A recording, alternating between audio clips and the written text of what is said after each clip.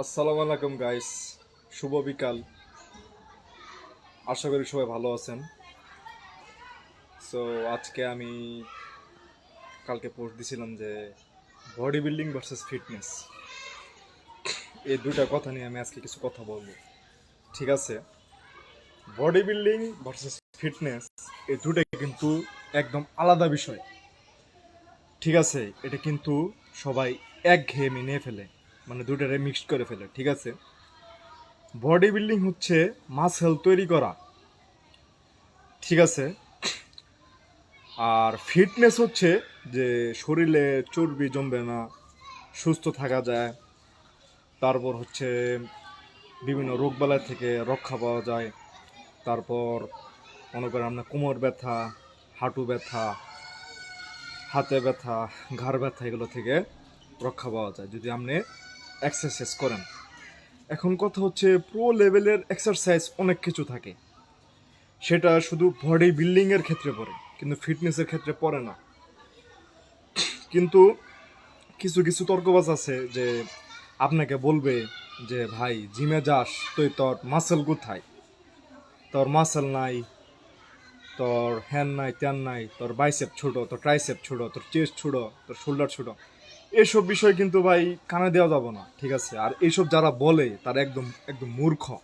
ঠিক আছে, কারণ ওরা কোনোদিনও 12টা পুশ-আপই দিতে পারবে না। ঠিক আছে, 12 কেজি ডাম্বেল নিয়ে কোনোদিনও বাইসেপ মারতে দেখছেন ওদের? দেখেন নাই। আর কথা হচ্ছে এইসব মানুষের জন্য আপনারা কিন্তু জিমে যাইতে মনোবল হারায় ফেলেন। কারণ কিসের জন্য? এগুলো মানুষের কাজই হচ্ছে যে আপনার মোটিভেশন নষ্ট করা, উৎসাহ নষ্ট করা। ঠিক আছে, বডি বিল্ডিং ভার্সেস ফিটনেস এটা দুটা দুই লাইনের খেলা, দুটা দুই ওয়ে। ঠিক আছে, যারা ফিটনেস নিয়ে খেলে তারা হচ্ছে যে নর্মাল জিম। ঠিক আছে, আর বডি বিল্ডিং যারা স্টেজ, বডি বিল্ডিং এরও অনেক অধ্যায় আছে। বডি বিল্ডিং এর অধ্যায়ের মধ্যে প্রথম অধ্যায় হচ্ছে যে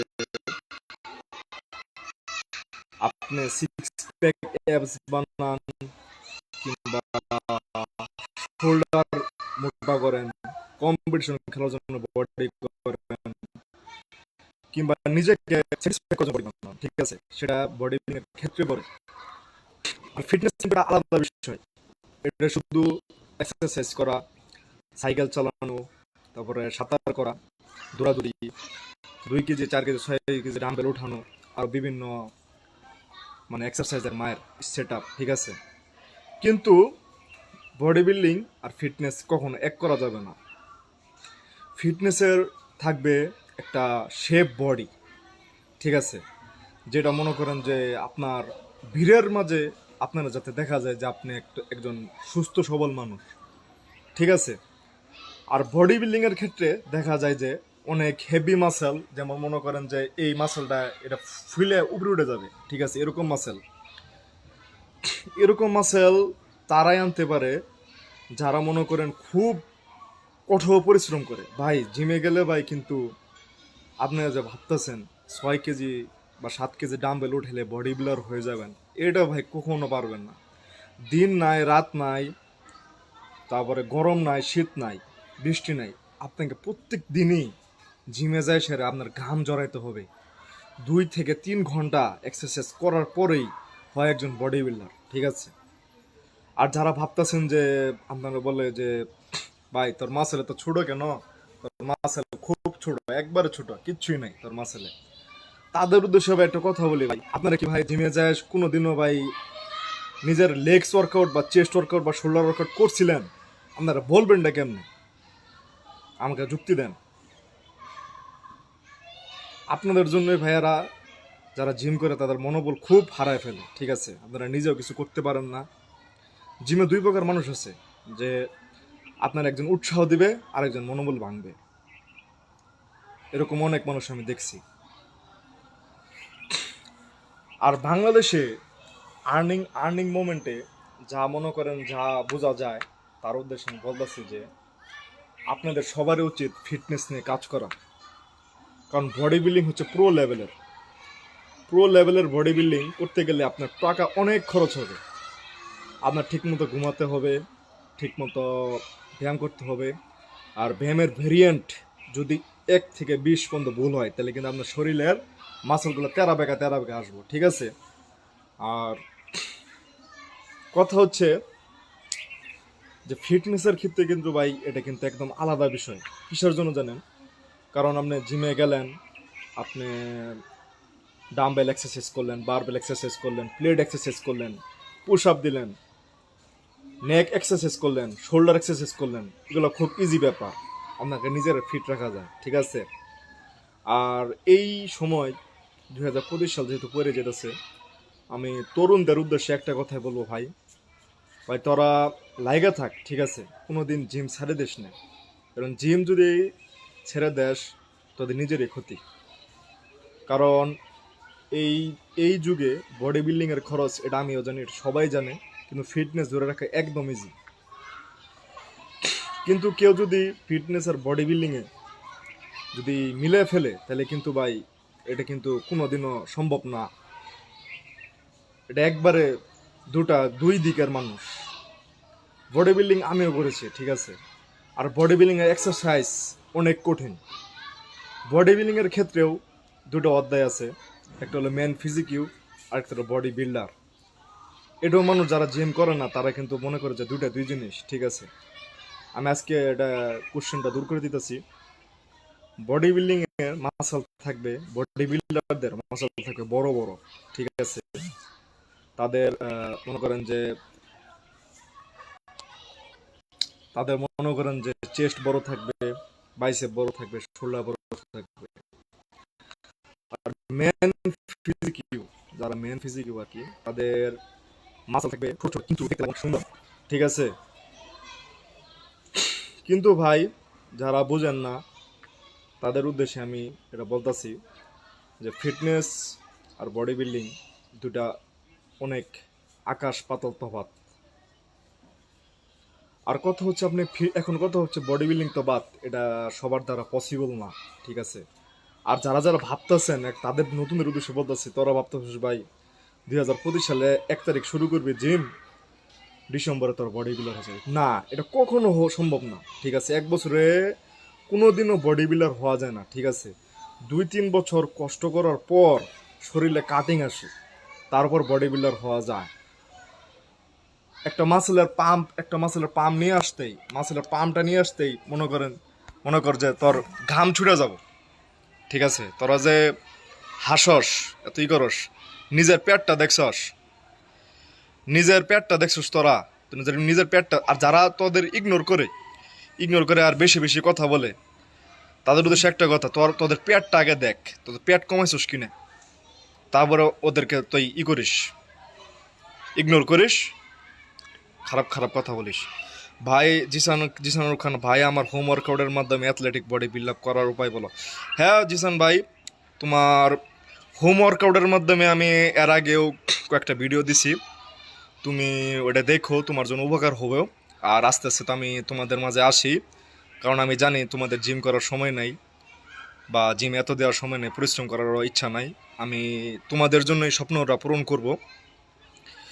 অ্যাথলেটিক বডি বানানো সম্ভব যদি তুমি সময় হিসেবে কাজে লেগে থাকো, ঠিক আছে? তুমি যদি 10 থেকে 20 মিনিট তোমার সময়টা দাও, আমি তোমাদের জন্যই লাইভ করি আর তোমাদের জন্য ভিডিওটা বানাই। ইনশাল্লাহ তোমার অ্যাথলেটিক বডি হবে, ঠিক আছে? তুমি আমার পাশে থেকো, আমি তোমার পাশে থাকবো, সাপোর্ট দিও, ওকে? এখন কথা হচ্ছে লাস্ট অ্যান্ড ফাইনাল কাহিনী, যে ফিটনেসের এক্সারসাইজ কি করবেন। আমি এর আগেও হোম ওয়ার্কআউট দেখাই দিছি, হোম ওয়ার্কআউট কিন্তু করা একবার ইজি, ঠিক আছে?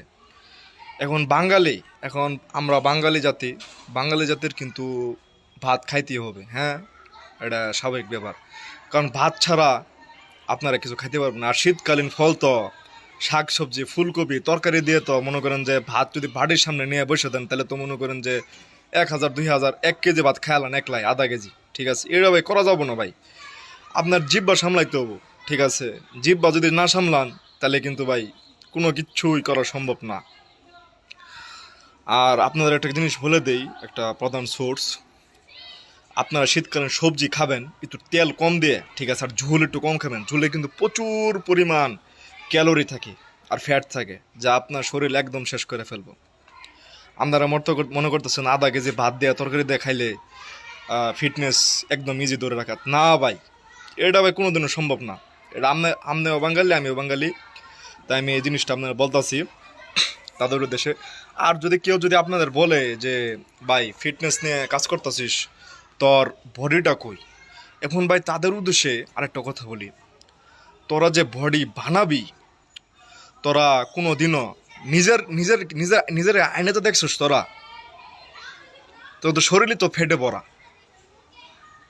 তোরা কেন ভাই অন্যান্য মানুষের শুধু করস, উৎসাহটা ভেঙে ফেলস, মোটিভেশন নষ্ট করে দেশ।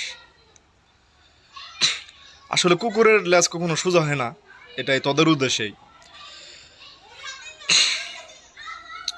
আর ফিটনেসের ক্ষেত্রে দেখতে গেলে রাতে মনে করেন যে আপনারা যখন ঘুমাবেন, ঘুমানোর আগে অবশ্যই দেখবেন যে রাত 12টা ক্রস না হয়। রাত 12টা যদি ক্রস হয়ে যায় তাহলে কিন্তু রাতের ঘুমটা আপনার কাভার হবে না। আপনি বডি বিল্ডিং করেন, ম্যান ফিজিক্যাল করেন, ফিটনেস করেন, অ্যাথলেটিক বডি করেন, কিংবা কম্পিটিশন বডি খেলেন, ঠিক আছে?